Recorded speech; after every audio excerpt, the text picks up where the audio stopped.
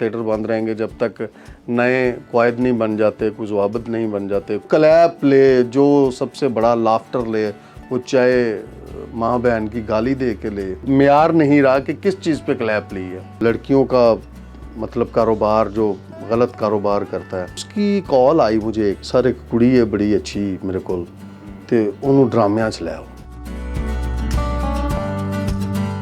Theatre कितना अहम जुज़ है किसी भी सोसाइटी का और क्या वाकई पाबंदी लगनी चाहिए थी?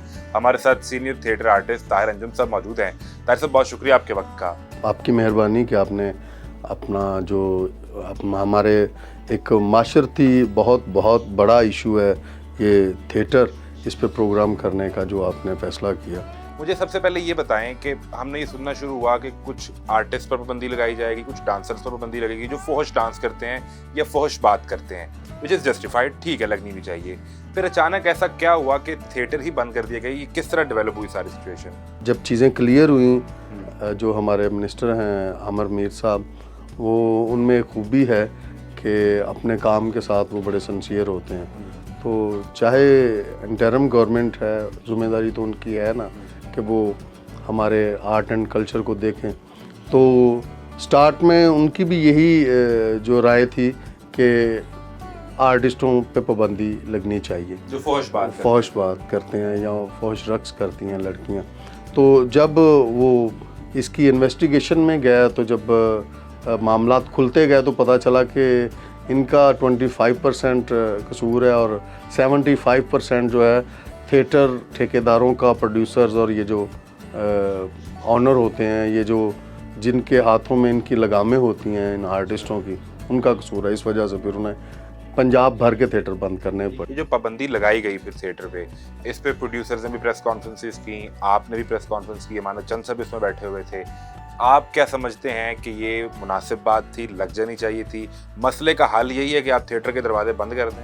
नहीं, थिएटर के दरवाजे बंद करना मकसद नहीं है, ना गवर्नमेंट पंजाब का, ना हम चाहते हैं कि थिएटर के दरवाजे बंद हों। लेकिन SOPs बनाने में टाइम लगा और हम इसी तरह से गवर्नमेंट पंजाब थिएटरों को इसी तरह जो है नहीं छोड़ सकती थी कि हम SOPs बनाते रहें और ये काम जूं का तूं होता रहे। तो इस वजह से थिएटर को बंद किया कि उस वक्त तक थिएटर बंद रहेंगे जब तक नए क्वायद नहीं बन जाते, कुछ ज़वाबित नहीं बन जाते, कोई लाया अमल नहीं नया आता। लेकिन जो पहले से क्वायद ज़वाबित या जो SOP तरीक़ेकार मौजूद है कि एक स्क्रिप्ट लिखा जाएगा, वो DC ऑफिस, होम डिपार्टमेंट उसको अप्रूव करेगा, आर्ट्स काउंसिल में उसमें उससे राय ली जाएगी, फिर उसकी रिहर्सल होगी, ये तो एक बड़ा तरीक़ाकार ठीक था। इस तरीक़ेकार में वो कहाँ पे गलती आई कि लाहौर के अंदर भी और फिर पूरे पंजाब में फोर्स डांस भी होने लगा, थिएटर के स्टेज से गाली तक बकी जाने लगी? ये कैसे हो गया? थिएटर में बिल्कुल SOPs थी। थिएटर में एक जो तरीक़ाकार है, एक स्क्रिप्ट जो है वो पंजाब आर्ट्स काउंसिल अप्रूव करती है, फिर उसके बाद उसकी सेंसर रिहर्सल होती है। ये सब जो है ये कागज़ों में हुआ करता था। ये कोई 20 साल से हमारी यही आर्ट्स काउंसिल जो आजकल मुतहर्रक हुई है, ख़ास तौर पे आमिर मीर साहब ने इस मुर्दा घोड़े में जान डाली है, ये वही आर्ट्स काउंसिल है जो रिहर्सल देखा करती थी, ये वही आर्ट्स काउंसिल है जो 20 साल से जो है सेंसर किया करती थी, चेकिंग किया करती थी। ये इनमें भी काली भेड़ें हैं बहुत और बहुत करप्ट लोग हैं। ये आमिर मीर साहब का काम है कि इन सब से काम ले रहे हैं अब, और ये सीधे हो गए हैं। ये सबसे कसूरवार तो बड़े पंजाब आर्ट्स काउंसिल वाले हैं, जिन्होंने आज मतलब शुक्र है कि इनका किबला दुरुस्त हो रहा है। ये पैसा चलता कहाँ पे है, किस लेवल से शुरू होता है और कहाँ तक जाता है? पैसा जो है वो आपको पता है कि नीचे से लेके ऊपर तक पैसा चलता है।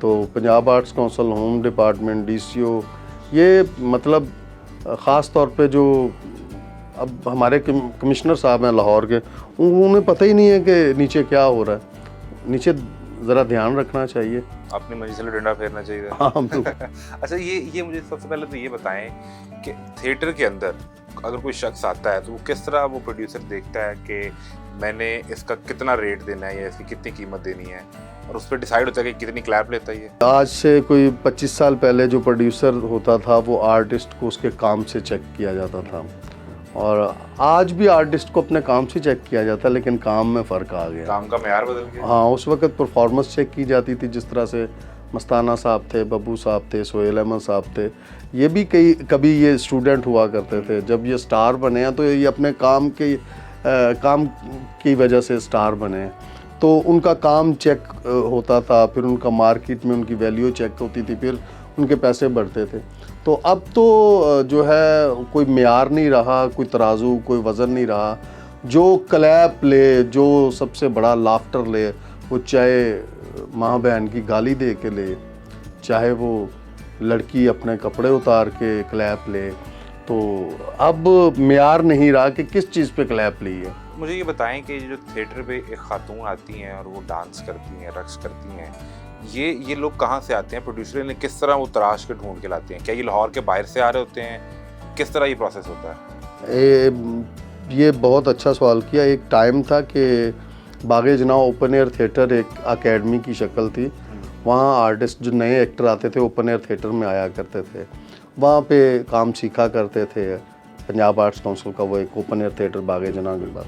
अमानुल्लाह साहब भी वहीं के स्टूडेंट, स्कूल ऑफ थाट जो हमारा अमानुल्लाह का है, वो सब लोग मस्ताना सब ji open air theatre. Amanat Chand भी open air theatre, Nasir Chinoti Sahab भी open air theatre, Jafri Khan Sahab भी open air theatre, Iftikhar Thakar open air, ये सब ओपन एयर थिएटर की पैदावार हैं जितने भी आर्टिस्ट हैं। मैंने ऑन रिकॉर्ड तो कभी बात नहीं की, लेकिन मैं करना चाहता हूँ।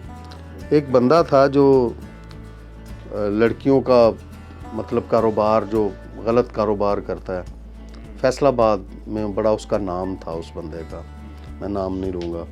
उसकी कॉल आई मुझे एक दिन, मुझे कहता है अस्सलाम वालेकुम जनाब। मैं कहली वालेकुम सर, एक कुड़ी है बड़ी अच्छी मेरे को, तो उन्होंने ड्रामिया च लाओ। ये आज से 15 साल 16 साल पहले की बात है। जिस्म बेचने वाली लड़की है? हाँ, उसे ड्रामा। मैंने बड़ा मतलब उस बात को जो है ना वो मैंने माइंड किया और मैंने उसे सेटअप कॉल दी। मैंने कहा यार ये थिएटर है, यहाँ पे आर्टिस्ट काम करते हैं। उन्होंने कहा नहीं जी बड़ी अच्छी डांसर है। मैं कहा डांसर का मतलब ये कि कोई भी कुड़ी आके थिएटर पे काम करेगी। लेकिन मेरे शटअप कॉल देने के बाद मुझे 1 महीने बाद वही लड़की एक थिएटर में परफॉर्मेंस करते हुए मैंने देखा उसे, यही लाहौर में। लाहौर में खामोश हो गया।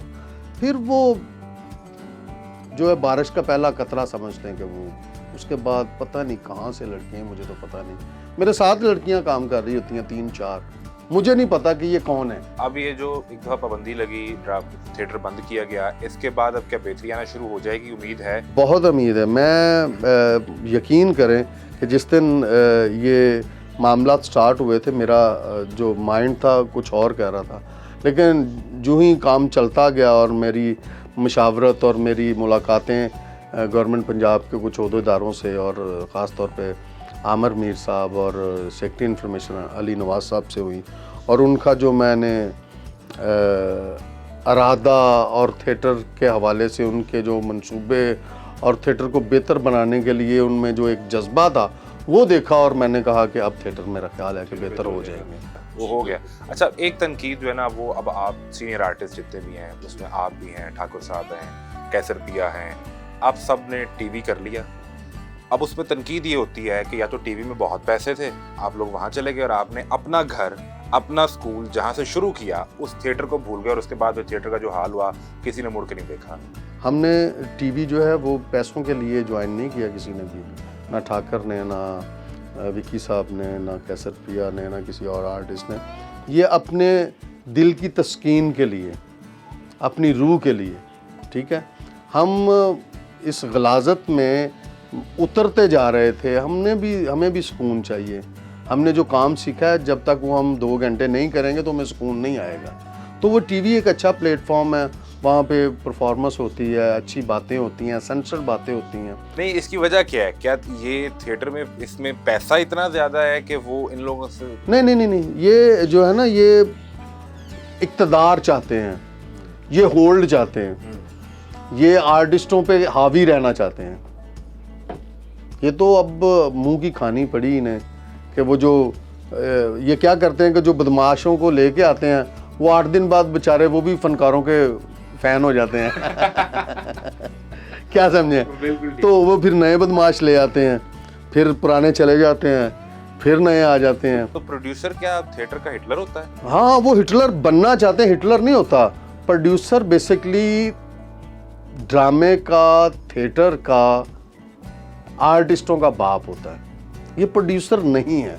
एक चीज़ जो पब्लिक भी आपके बारे में जानती है, कुछ लोग बड़ा पसंद भी करते हैं, कुछ तनकीद भी करते हैं, मियाँ साहब आ रहे हैं। ताड़ी तो गल हुई है, मेरी तो नहीं हुई। आपकी तो मुलाकात भी है रिसेंट। जी जी, मियाँ साहब आ रहे हैं जी। 15 अक्टूबर को पाकिस्तान आएंगे। 15 अक्टूबर मैं को डेट तो नहीं दे सकता, लेकिन इंशाल्लाह बफज़ल खुदा। शहबाज साहब ने दी है खुद। तो अगर मियाँ शहबाज से दोबारा कह देंगे डेट चेंज होगी तो कर लो।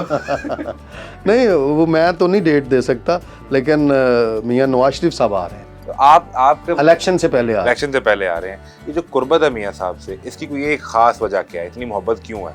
मेरी हर उस बंदे से मोहब्बत है जिसने इस मुल्क के लिए कुछ किया।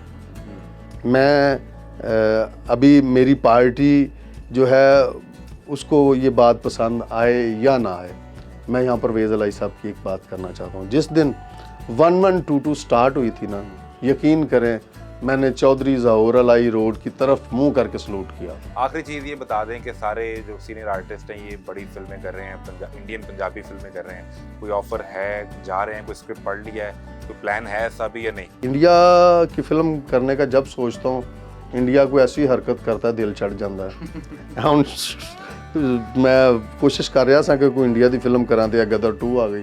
अच्छा। एक नलायक प्यो दा एक लायक प्यो दा नलायक पुत्र। ठीक है, ये देखें कि धर्मेंद्र साहब जो हैं पूरे पाकिस्तान में कितना एहतराम है उनका और लोग कितना पसंद करते हैं। और ये जो सनी है, इसने समझ नहीं आती कि इसे क्या तकलीफ़ है कि ये हमेशा इन्हें चाहिए कि अमन का पैगाम जो है वो दे।